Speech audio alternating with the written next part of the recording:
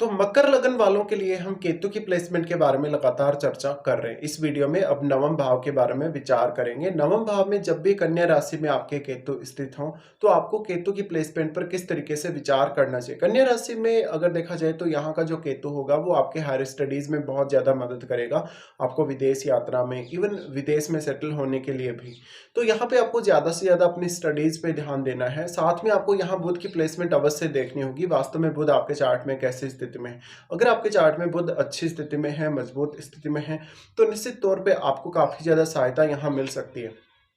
केतु यहाँ स्थित है तो नवम भाव से जुड़े हुए रिश्तों के लिए ये उतनी अच्छी स्थिति नहीं होगी। यहाँ पिता के साथ या अपने गुरुजनों के साथ आपके कुछ मतभेद भी देखने को मिल सकते हैं। इसके साथ साथ इस प्रकार का जो केतु होगा वो एक अलग तरीके की विचारधारा आपके मन में डेवलप करेगा। आपको बहुत सारा आध्यात्मिक कार्य या धार्मिक कार्य के प्रति रुचि जगा सकता है यहाँ का केतु। इस प्रकार का केतु है तो जातक हमेशा जो भी लॉन्ग डिस्टेंस टूर करेगा उनसे वो बहुत कुछ सीखेगा। इस प्रकार का जातक एक समय बाद बहुत ज्यादा अध्यात्म या धार्मिक कार्यों में संलग्न हो जाएगा। जातक को कहीं ना कहीं बहुत सारे अलग अलग विषयों का नॉलेज होने की संभावना रहेगी। अगर यहाँ जुपिटर का साथ मिल जाता हो केतु को, तो जातक बहुत ही एक अच्छा शिक्षक भी बन सकता है या एक अच्छा गाइड करने वाला बन सकता है व्यक्ति। इस प्रकार का अगर केतु है तो नॉर्मली अब आपको आपके भाग्य को जगाने के लिए ज्यादा मेहनत करनी होगी। अगर आपका बुध भी अच्छी स्थिति में नहीं है चार्ट में, तो अब आपको और भी ज्यादा एफर्ट्स करने होंगे।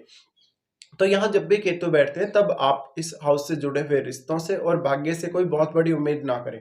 आप हो सकता है कि बहुत सारा लंबा दूरी का जो ट्रेवल है वो इतना ज़्यादा किए हैं कि उससे आपको कोई विशेष फायदा नहीं होता कभी-कभी, या आपका जो ट्रेवल है वो व्यर्थ चला जाता है, या आप ऐसी कुछ प्लानिंग्स करते रहते हैं। अगर यहाँ चंद्रमा का अगर साथ हो केतु को, तो आप मानसिक रूप से थोड़ा डिस्टर्ब भी रहेंगे और ओवरथिंक भी करेंगे।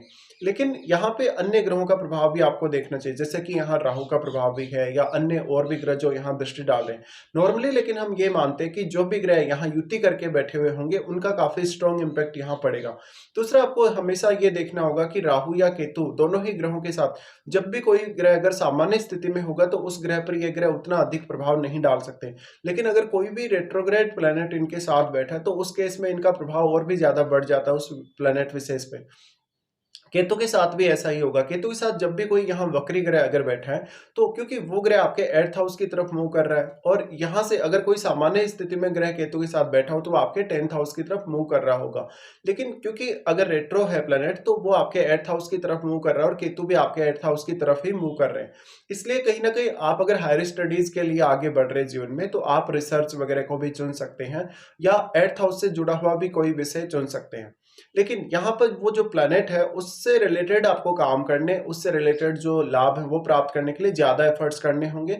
और नॉर्मली केतु का जो प्रभाव है काफी ज्यादा ब्लाइंड तरीके से यहाँ रहेगा। इस वजह से आपको उस प्लैनेट विशेष से संबंधित रणनीतियां बनाते समय ज्यादा सावधानी रखने की आवश्यकता होगी।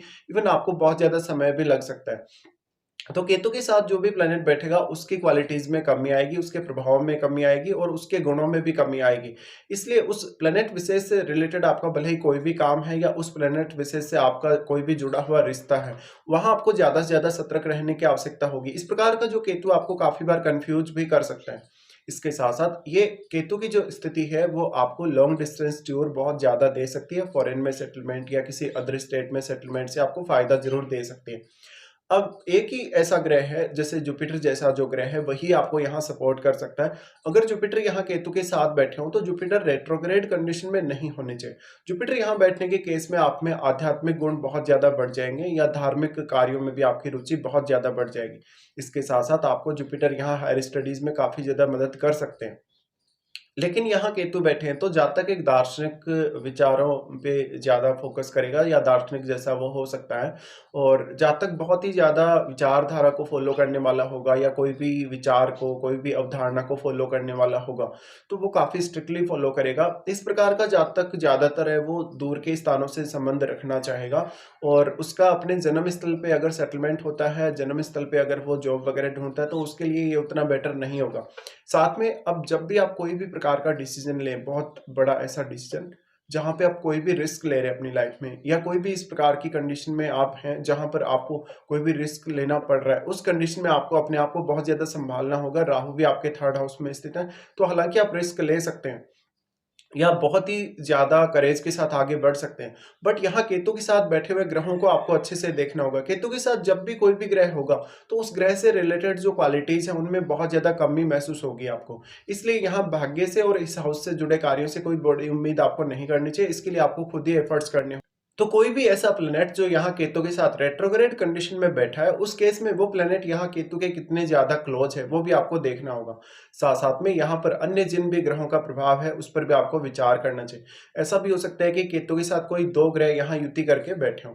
यहाँ पे अब राहु का प्रभाव भी है केतु पर, लेकिन आप ये बोल सकते हैं कि राहु का भी यहाँ काफ़ी स्ट्रॉन्ग प्रभाव रहेगा, केतु के साथ बैठे हुए ग्रह पर भी यहाँ राहु का प्रभाव रहेगा।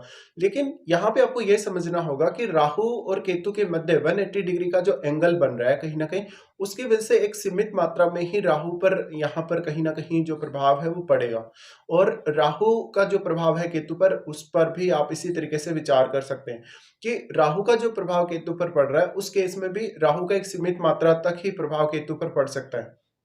इसलिए आपको यहाँ ये समझना होगा कि यहाँ पर जो राहु के साथ बैठा हुआ ग्रह है, कहीं न कहीं वो ज़्यादा प्रभाव डाल पाएगा केतु पर और केतु के साथ बैठे हुए ग्रह पर भी। तो इस तरीके से आपको यहाँ विचार करना होगा। साथ में यहाँ जो केतु के साथ ग्रह बैठा है, क्या वो एक फायरी प्लैनेट है?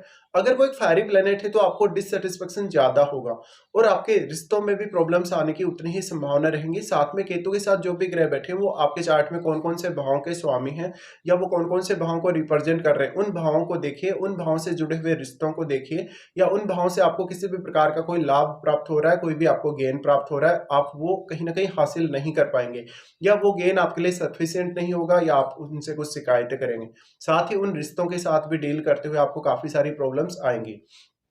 तो यहाँ पे आपको काफ़ी डिफरेंट तरीके से विचार करना होगा, लेकिन कोई भी शुभ ग्रह जब भी केतु के साथ बैठा हुआ होगा, तो कहीं न कहीं उसकी शुभता में कमी अवश्य आएगी और अगर कोई भी फायरी प्लैनेट बैठा है, तो उस केस में वो केतु के प्रभाव को भी और ज़्यादा बढ़ा सकता है। और नॉर्मली हम यही मानते हैं कि केतु मंगलवत चलते हैं, तो वास्तव में क्या मंगल यहाँ बैठे हैं केतु के साथ? अगर यहाँ मंगल रेट्रोग्रेड कंडीशन में हो, तो यहाँ मंगल आपकी उतनी ज़्यादा सहायता नहीं कर सकते। लेकिन यहाँ मंगल अगर सामान्य स्थिति में होंगे, तो ज़रूर आपको थोड़ा फ़ायदा मिल सकता है। इसके साथ-साथ आपको अपनी महादशा पर भी विचार करना होगा, क्या वास्तव में आपको केतु की महादशा है या नहीं है? या केतु के साथ बैठे हुए किसी भी अन्य ग्रह की आपको महादशा है? तो कुछ हद तक केतु के प्रभाव आपको उस दशा में भी देखने को मिल जाएँगे। इसके साथ-साथ नॉर्मली जो यहाँ बुध की स्थिति है, क्या वास्तव में बुध आपके चार्ट में बहुत ही स्ट्रॉन्ग स्थिति में है? अगर बुध का जो संबंध है कहीं न कहीं लगन से है और बुध काफ़ी स्ट्रॉन्ग स्थिति में है, तो ज़रूर आपको फ़ायदा मिल सकता है नवम भाव से जुड़े कार्यों में। लेकिन यहाँ पे आपको कोई भी प्रकार की अपेक्षा नहीं रखनी होगी। जितनी ज़्यादा आप यहाँ से अपेक्षा रखेंगे, उतना ही आपको यहाँ नुकसान होगा। साथ में अगर आपको महादशा है केतु की या केतु के साथ बैठे हुए ग्रह की, तो आपको ये देखना होगा कि वो महादशा आपको कौन से एज पीरियड में स्टार्ट हो रही है।